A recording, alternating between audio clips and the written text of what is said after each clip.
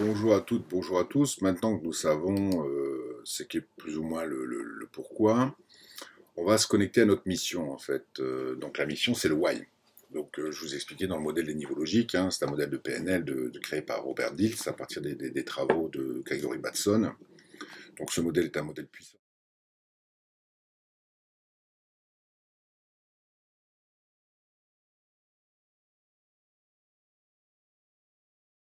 On peut l'utiliser pour clarifier ses pensées sur soi-même, son pourquoi à soi, mais aussi d'une équipe, d'un projet, d'une entreprise, d'une association, etc. Donc en fait, c'est même d'un groupe, d'une entreprise. Les systèmes en général travaillent plus efficacement lorsque chaque équipe qui la compose coopère et travaille vers l'atteinte d'un même objectif. Donc le pourquoi, c'est un peu l'objectif en fait. De même, un individu peut fonctionner de façon plus efficace si chacune de ses composantes coopère. L'environnement, ses compétences, ses capacités, ses croyances, ses valeurs, etc. Donc c'est pareil pour une équipe, c'est pareil pour tout ce que vous voulez. Pour une entreprise, une organisation, etc. Donc changer à un niveau inférieur, c'est-à-dire que si on joue, on va travailler sur notre environnement, on pourra avoir un effet sur nos comportements. Si on agit sur nos comportements, on pourra avoir un changement sur nos capacités. Si on change sur nos capacités, on pourra avoir un changement sur nos croyances et valeurs. Et si on change sur nos croyances et valeurs, on pourra avoir un changement sur notre identité. Et si on change sur notre identité, on peut avoir un changement sur notre spiritualité. Donc on peut travailler sur un niveau inférieur pour mettre des habitudes quotidienne, que je fais très bien dans la formation Comment devenir expert de ton domaine, imposer ton expertise.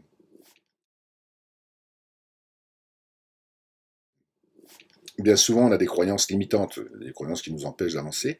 Et il suffit simplement de changer quelques comportements tous les jours et notre environnement, par exemple changer d'amis, changer de lieu pour travailler, se mettre au calme, couper son téléphone, etc. Si on change sur notre environnement, on va changer nos comportements. Si on change nos comportements, on va pouvoir commencer à changer sur nos capacités, on va commencer à prendre confiance en nous, etc.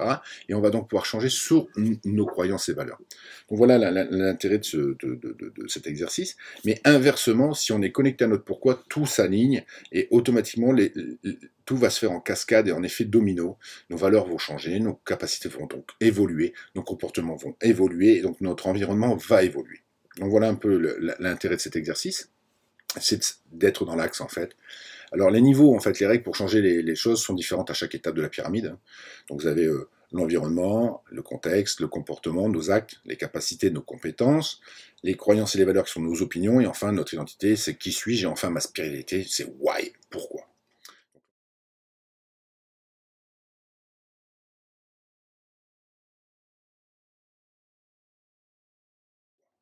Donc l'environnement en général, c'est quoi? C'est le contexte dans lequel nous démontrons tous les éléments supérieurs.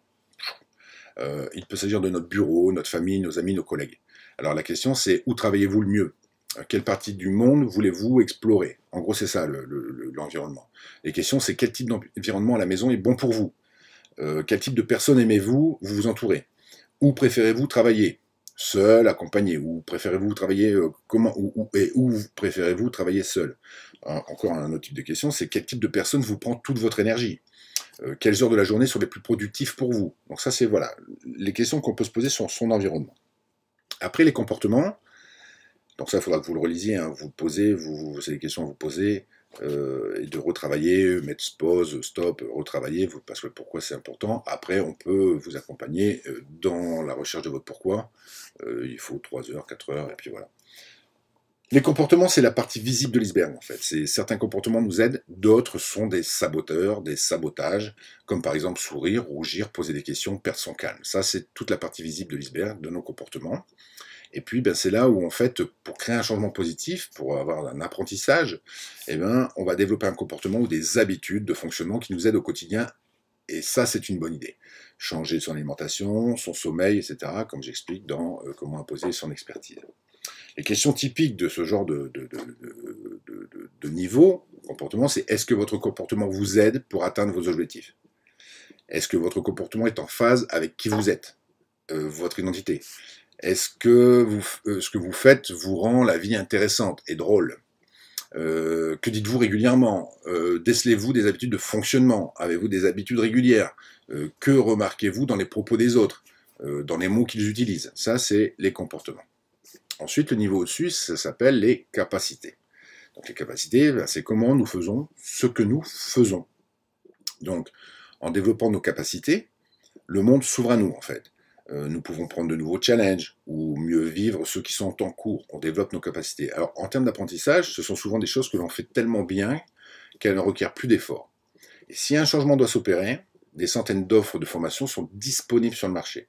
On apprend à développer sa capacité à, voilà, l'informatique, développement personnel, etc. Et c'est là où on va intervenir aussi sur nos capacités, parce qu'en développant nos capacités, on va développer nos croyances et nos valeurs sur nous-mêmes. Voilà. Le genre de question pour les capacités, c'est de quelles compétences acquises êtes-vous fier? Êtes-vous expert d'un domaine qui ne vous est pas utile? Quelles compétences vous seraient plus utiles? De quoi avez-vous besoin? Connaissez-vous quelqu'un disposant d'une capacité ou d'une attitude que vous voudriez développer? Comment pouvez-vous apprendre de lui? Que faites-vous bien selon les personnes qui vous connaissent? Que voudriez-vous apprendre? Voilà, en gros c'est ça, ça c'est le niveau des capacités. Ensuite on a un niveau supérieur qui est les croyances et les valeurs. Les croyances et les valeurs, c'est nos opinions en fait. C'est les croyances sur des opinions à propos de nous-mêmes, des autres, du monde, de l'environnement, de ce que nous pensons être vrai. Les valeurs viennent elles viennent de nos croyances en fait. Je pense que nous pouvons apprendre de toutes nos expériences. Je crois que l'on peut faire confiance aux autres. Je crois qu'il y a du positif dans tout. Et ça, nos croyances, elles sont faites depuis notre enfance, tout se fait avant l'âge de 7-8 ans. Et on a aussi des croyances limitantes. Et c'est là où, quand on travaille sur nos capacités juste avant, on peut changer nos croyances. Mais aussi, si on travaille sur notre why, on va pouvoir intervenir sur notre identité et on va pouvoir détruire des croyances en lesquelles on avait et qui n'ont plus lieu d'exister. Les valeurs, en fait, c'est important de les connaître et de savoir comment elles sont satisfaites. J'encourage vraiment systématiquement tous mes clients à faire le point sur leurs valeurs, sur ce qui est important pour eux et surtout au début du coaching. Donc voilà, et ça c'est ce que vous allez devoir faire aussi pour développer votre pourquoi. Quelles sont les valeurs importantes pour vous? Le genre de questions qu'on peut avoir pour les valeurs, c'est quels facteurs sont importants pour vous dans la situation actuelle? Qu'est-ce qui est important pour les autres? Quand dites-vous je dois, je devrais, je ne dois pas, je ne devrais pas, il faut, je devrais, je dois, etc. Les opérateurs modaux. Donc la question souvent qu'on se pose, c'est quand on dit je dois faire ça, j'adore poser la question, c'est et si je le fais pas, alors? Là, on sort des émotions, on sort des valeurs du limbique, et là, on monte à la réflexion. Si je le fais pas, alors c'est important que je le fasse, ou c'est pas important que je le fasse, et ça nous évite de mettre de la pression. Il faut, je dois. 2 opérateurs modaux, pour les neutraliser, vous faire moins de mal au niveau émotionnel, posez-vous la question, si je le fais pas, alors? Et là, vous allez avoir l'information qui va apparaître au néocortex. Quelle croyance aurait une autre personne si elle se mettait à votre place? Ça, c'est aussi important en termes de valeur. Ensuite, on va arriver au niveau ultime, qui est votre identité. Je suis. Alors, l'identité, c'est quel est notre rôle clé. L'identité, c'est défini par notre mission, notre nature unique. Par exemple, je suis optimiste, timide, pratique, talentueux, je suis coach, je suis enseignant, je suis soignant, etc. Je suis. Les questions qu'on se pose à ce niveau-là, c'est en quoi est-ce que ce dont vous faites l'expérience est une expression de qui vous êtes? Quel genre de personne êtes-vous? Comment vous décrivez-vous? Quelle étiquette mettez-vous sur les autres? Comment les autres vous décrivent-ils? Et là, on va travailler avec l'exercice des amis après pour bien définir votre pourquoi. Les autres vous voient-ils comme vous le souhaitez? Quelle image, sons et sensations viennent à votre esprit lorsque vous pensez à vous-même? Donc voilà, ça c'est le côté identité. Et là, le why, la spiritualité, là, on va arriver d'un niveau, une fois qu'on est connecté à notre spiritualité, tout va découler. L'identité, les croyances, les valeurs, les capacités, les comportements, et l'environnement va vous retourner les choses. Donc la spiritualité, c'est ce qui est au-delà de soi. C'est quelle est notre contribution à de plus grands systèmes, comme une entreprise. Quelle est ma contribution dans l'entreprise, dans la société, dans la communauté, dans ma famille, dans le monde, ou dans des systèmes plus temporaires, comme le groupe auquel je parle maintenant avec vous, les membres de ma famille autour de moi. Enfin voilà, quelle est quelle est ma spiritualité quand je suis dans des plus petits groupes.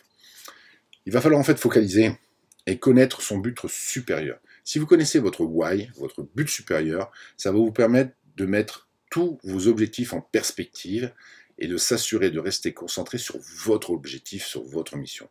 En apportant du sens à nos actions, le sens, le why, en étant aligné depuis ce niveau le plus haut de la pyramide, eh bien nous avons le plus haut niveau d'énergie. Une fois qu'on est connecté à notre spiritualité, on a le plus haut d'énergie et tout va s'aligner derrière. Alors la question c'est, Quelle influence souhaitez-vous avoir sur le système global, que ce soit en entreprise, que ce soit au niveau de votre vie, etc. Pour quelles raisons êtes-vous là? Quelle est votre contribution aux autres? Quelles sont vos forces utiles au monde? Comment souhaitez-vous que les autres se rappellent de vous après votre mort?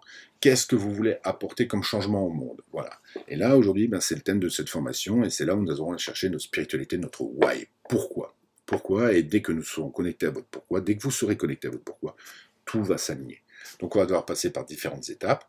Donc là, je vous ai donné un petit peu l'idée de où on va, et maintenant, on va passer à l'étape suivante. Comment on va faire pour trouver notre why?